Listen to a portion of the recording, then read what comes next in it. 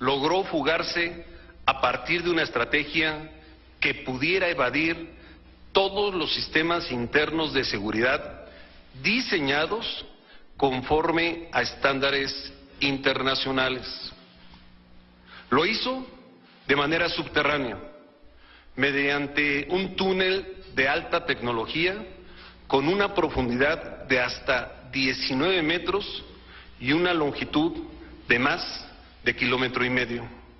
Sin embargo, no podemos omitir que para lograr su propósito, el hoy prófugo de la justicia tuvo que haber contado con la complicidad de personal y o funcionarios del Centro de Readaptación Social del Altiplano. E independientemente del resultado de las investigaciones y para facilitar su correcto desarrollo, he cesado al titular del órgano desconcentrado de Prevención y Readaptación Social, a la Coordinadora General de Ceferesos y al director del penal.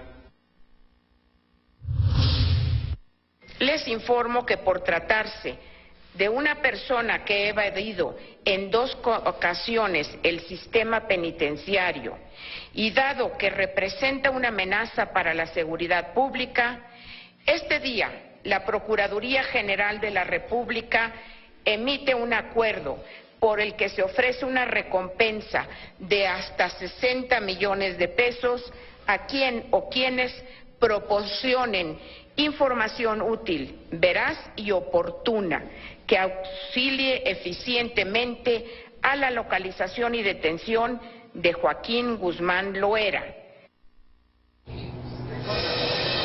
Este es un fragmento, buenas noches, de lo que ha sido la conferencia de prensa de los funcionarios mexicanos que, bueno, pues han tratado de explicar lo que es la segunda fuga del capo más buscado, ahora nuevamente de México y no sé si del mundo, el señor Joaquín Guzmán Loera, el Chapo Guzmán, en algo que resulta terrible para el gobierno mexicano. Se dio esta fuga este fin de semana cuando el presidente mexicano se encontraba en trayecto precisamente para acudir a una visita a Francia.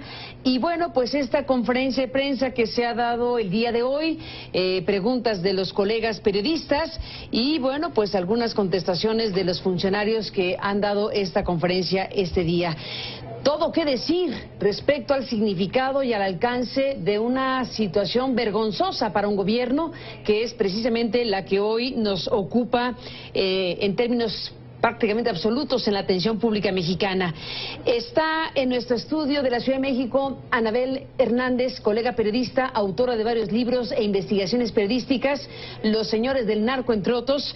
Anabel, gracias por estar aquí, bienvenida. Buenas noches, Carmen. Buenas noches. Bueno, en cualquier momento esperamos enlazar una llamada telefónica que prevemos con el doctor Edgardo Buscaglia. Se encuentra él en Santo Domingo, República Dominicana, y bueno, esperamos tener el enlace en cualquier momento con él. Anabel, ¿qué dices de esto? ¿Cómo enfrenta México, su gobierno, la propia sociedad, la información de esta fuga, como se ha descrito, del Chapo Guzmán en un túnel con estas características, todo lo que se ha dicho hasta el momento? ¿Qué te dice todo esto, Anabel? Carmen, lo que más me sorprende de todo esto es que el gobierno se diga sorprendido de lo que pasó. Había ya 3 señales muy claras de que el Chapo Guzmán había logrado dominar en un muy corto tiempo la seguridad y la voluntad de los directivos dentro del penal de máxima seguridad de Almoloya. Cuando fue detenido, capturado el Chapo Guzmán en febrero de 2014, yo que llevo investigándolo durante más de 10 años, tanto sus actividades como las actividades del Cártel de Sinaloa, la verdad me di la tarea de estarlo investigando, qué es lo que estaba haciendo en el penal, cómo se estaba moviendo, porque la información que yo estaba teniendo afuera de gente cercana, con conexiones con el cártel, es que él seguía teniendo actividades de mando dentro de la organización criminal, de que él seguía aliado con el Mayo Zambada, de que el Mayo Zambada le mandaba al Chapo diariamente un abogado para que el Chapo desde ahí coordinara tanto sus asuntos personales con sus mujeres, con sus hijos, pero también los asuntos de negocios. Hubieron 3 señales claras 3 focos rojos de alerta para el gobierno que el gobierno ignoró a propósito. El primero es la huelga de hambre masiva. A ver, fuerte lo que dices, ignoró a propósito es muy fuerte, pero a ver, los 3. La huelga de hambre masiva organizada en julio de 2014. A la que aludió medianamente el secretario de Gobernación esta tarde, esta noche. El Chapo Guzmán convoca junto con Edgar Valdés Villarreal, alias La Barbie, a más de 900 presos del penal de máxima seguridad y los organizan una huelga de hambre que duró al menos 2 días. Cuando yo recibo esta información de los propios abogados de algunos internos, pues lo primero que me pregunto es, ¿y cómo lo hizo? Si el gobierno nos dice que está neutralizado en una pequeña celda de 3 metros por 4 metros cuadrados, de 3 por 4, si nos está diciendo que está incomunicado, si nos está diciendo que está neutralizado, si el Chapo Guzmán en esta área de tratamientos especiales no tenía contacto con ningún preso, no podía hablar con nadie más, porque además en la celda donde estaba había una serie de controles absolutos para impedirle tener contacto con otros presos, ¿cómo lo había logrado? Y lo que yo pude investigar y publiqué en su momento en un reportaje en Proceso es que lo logró a través de 2 vías. Una, a través de abogados de otros internos que fueron pasando la voz, que también repartieron algo de dinero en otros internos, que son la población en masa, por llamado de alguna manera, aquellos que algunos son campesinos, otros son pequeños narcotraficantes, miembros de bandas criminales, que pues ya sus familias los abandonaron, ya no tienen ningún recurso, repartieron dinero para que, bueno, pongámonos de huelga porque el Chapo Guzmán lo ordena. Y la otra parte, la otra forma en que lo hicieron es a través de los custodios.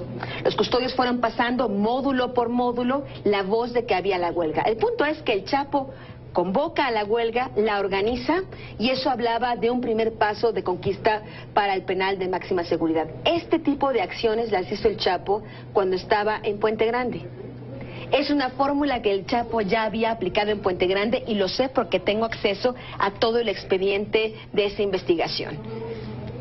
La segunda fase de la alerta roja que el gobierno tuvo que haber tomado en cuenta es en febrero de este año. En febrero de 2015, el Chapo Guzmán hace otro paso más para violentar, para someter, para vulnerar, para burlar la seguridad del penal de máxima seguridad, y es ahora congraciarse y organizarse con sus enemigos. Logra hacer una carta colectiva que es dirigida ante la CNDH, junto con Héctor Beltrán Leiva, junto con miembros del Cártel del Golfo, junto con miembros de los Zetas. Los enemigos que querían matarlo en la calle, ahora se unen juntos, se unifican ante la CNDH. Pero lo curioso de esta lista, a la que yo tuve acceso en su momento y publicamos también en la revista Proceso, es que los nombres de los firmantes eran línea tras línea. Chapo Guzmán y después el siguiente capo, como si la lista la hubieran rolado durante el penal. No es una hoja, bueno, es una firma aislada y luego otra firma aislada, no, era una tras otra.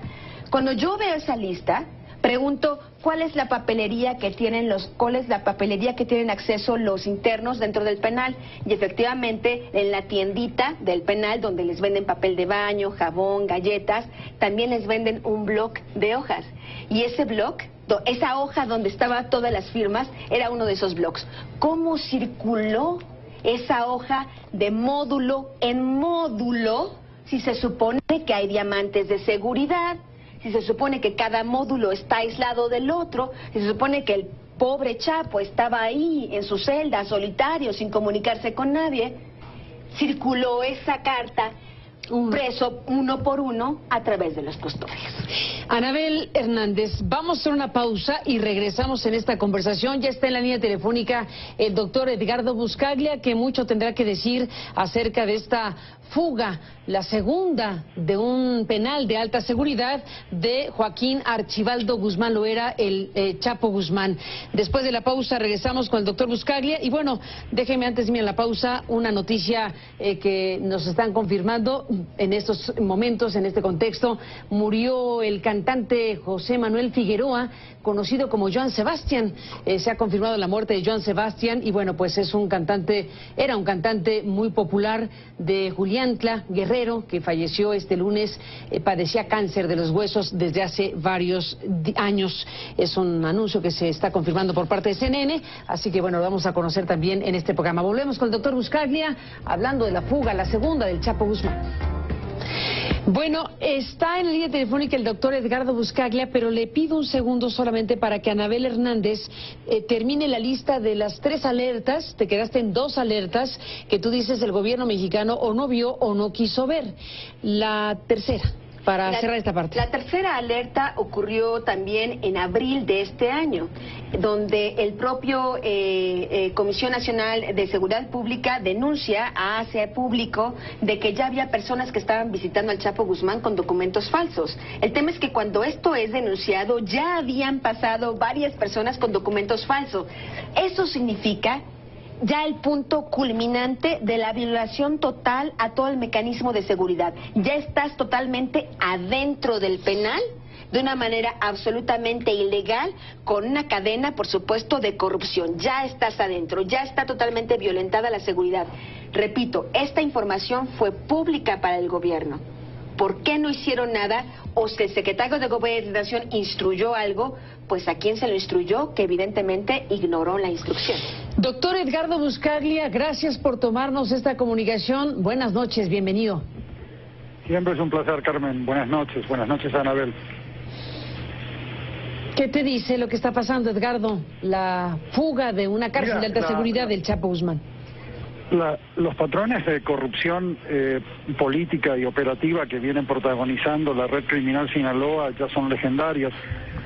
Es el grupo criminal que más infiltración de los estados ha demostrado en todo el continente. Es el 5º grupo criminal más importante del planeta y ante todo este hombre que se acaba de fugar, Guzmán Loera, es el artífice de las alianzas entre grupos criminales más sofisticados del continente. O sea, lo que está explicando Anabel es muy interesante, porque su capacidad de tejer alianzas entre grupos criminales que supuestamente eran enemigos es un poco lo que está haciendo la red criminal Sinaloa en el territorio mexicano y en diferentes países donde opera. Este hombre ha logrado penetrar las instituciones del Estado mexicano hasta lo más profundo. Yo me animo a decirte, basado en la experiencia internacional, que si a este hombre realmente lo sometieses a un procesamiento judicial en un país de gobernabilidad promedio, la mitad de la clase política mexicana estaría siendo procesada, como lo fue en Italia o en Colombia, a través de las conexiones que la organización criminal que él lidera ha venido tejiendo con senadores, diputados, gobernadores, etcétera. Entonces, la fuga de este personaje es un golpe mortal a la credibilidad y a la confianza internacional del gobierno de Peña Nieto. Es muy difícil que un gobierno pueda recuperar la credibilidad y la confianza internacional después de un escándalo de corrupción preanunciado, como lo es esta fuga. Preanunciado a través de los indicadores que te comentaba Anabel, y preanunciado a través de la documentación que presentó la DEA sobre su intento de fuga en marzo del 2014. O sea, esto es un caso de corrupción generalizada que de alguna manera implica una penetración de todas las estructuras de seguridad.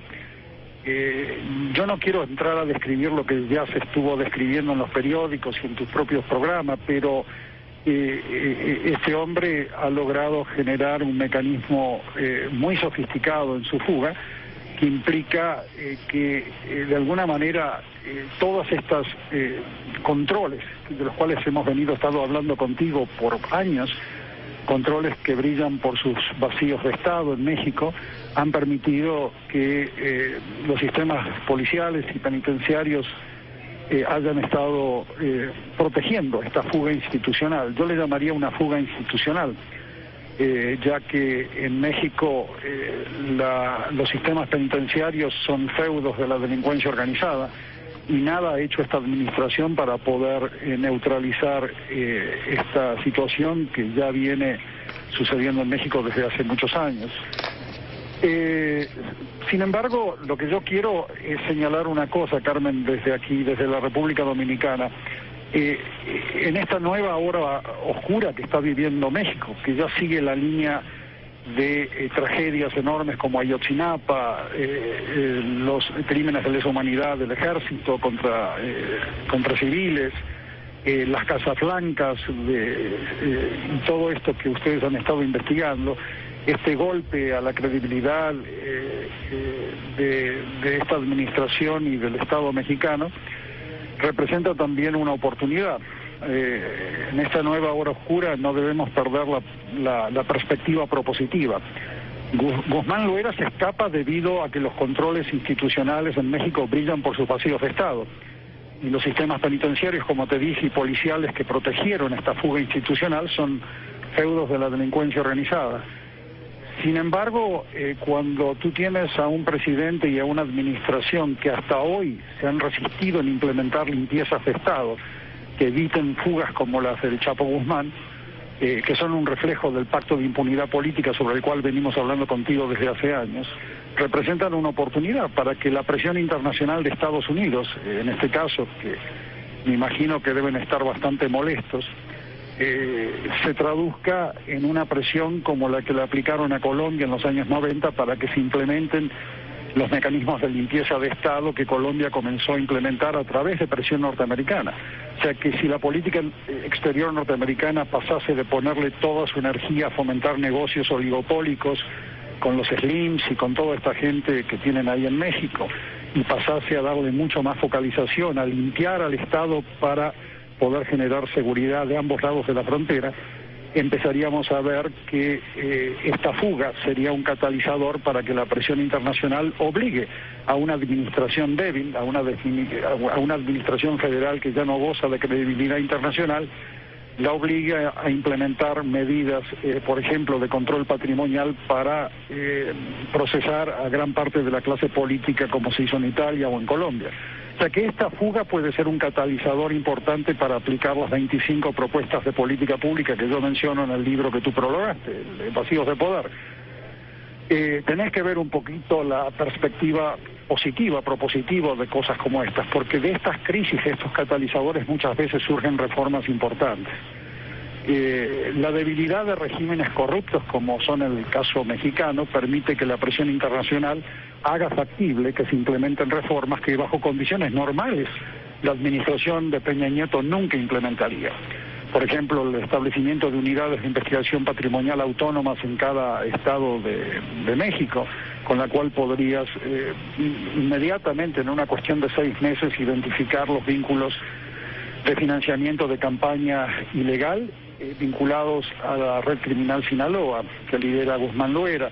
Todas estas cosas se podrían implementar con más factibilidad si existiese esa presión internacional norteamericana y de la Unión Europea, que por ahora brilla también por su ausencia, ¿no? Entonces es una oportunidad esta para poder presionar aún más a un gobierno ya muy debilitado después de tragedias, escándalos, crímenes de lesa humanidad, conflictos de interés y corrupción al más alto nivel, y ahora este nuevo escándalo que nuevamente te insisto.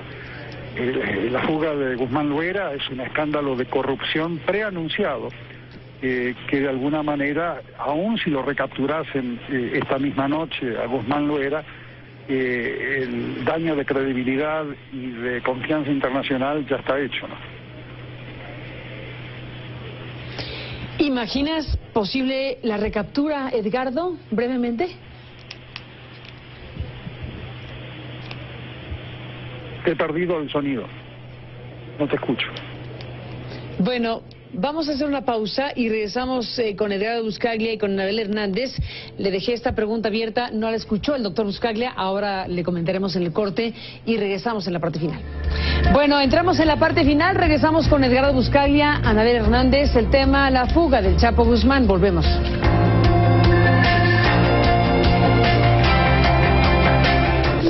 Bueno, se acabó el tiempo, Edgardo, Anabel, en un minuto prácticamente. Te preguntaba, Edgardo, hace un momento, si crees viable, factible realmente la recaptura del Chapo Guzmán. ¿Qué dices brevemente?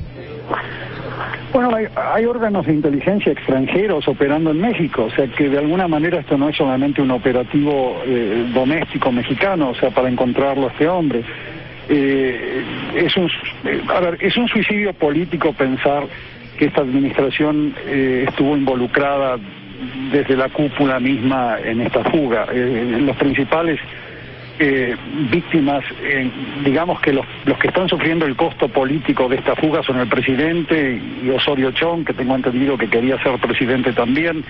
Toda esta gente van a ser básicamente cadáveres políticos si Guzmán Loera se fuga y si implementa una alianza entre redes criminales, transformando a la red Sinaloa en una red de redes hemisféricas, como es el plan que tiene Guzmán Loera y sus aliados en cuanto a la expansión de su grupo. Sería realmente el fin de la carrera política, no solamente del presidente Peña Nieto, sino de todos los que lo acompañan.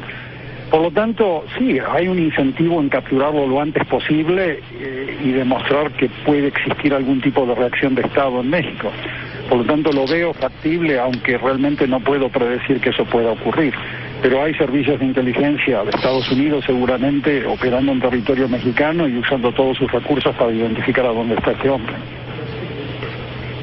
Lo veremos próximamente, Edgardo. Gracias por estar aquí para comentarlo y nos mantenemos en comunicación, si me lo permites. Buenas noches. Felicidades, Carmen. Buenas noches. Buenas noches. Anabel, ¿con qué te despides? Bueno, me despido pensando que la captura del Chapo Guzmán es uno de los grandes simulaciones de lo que el gobierno pretende hacer creer como una guerra contra el crimen organizado. Es evidente, los hechos lo demuestran así, que el Chapo Guzmán nunca fue neutralizado. Fue encerrado en un penal de máxima seguridad, pero nunca se le rompieron ni su poder económico, que evidentemente era necesario para hacer lo que pasó este sábado pasado, ni sus conexiones políticas, ni sus conexiones de complicidad, ni sus conexiones con las instituciones de México, que definitivamente fueron las que tuvieron que haber permitido lo que pasó. Pues ahí está, Anabel, gracias por estar aquí para hablar de ello y nos mantenemos en comunicación, si me lo permites. Gracias, Carmen. Gracias por estar en CNN y a usted que nos permitió acompañarles durante el programa. Bueno, obviamente seguiremos hablando de este tema. Gracias por permitirnos estar con usted. Buenas noches. Hasta mañana.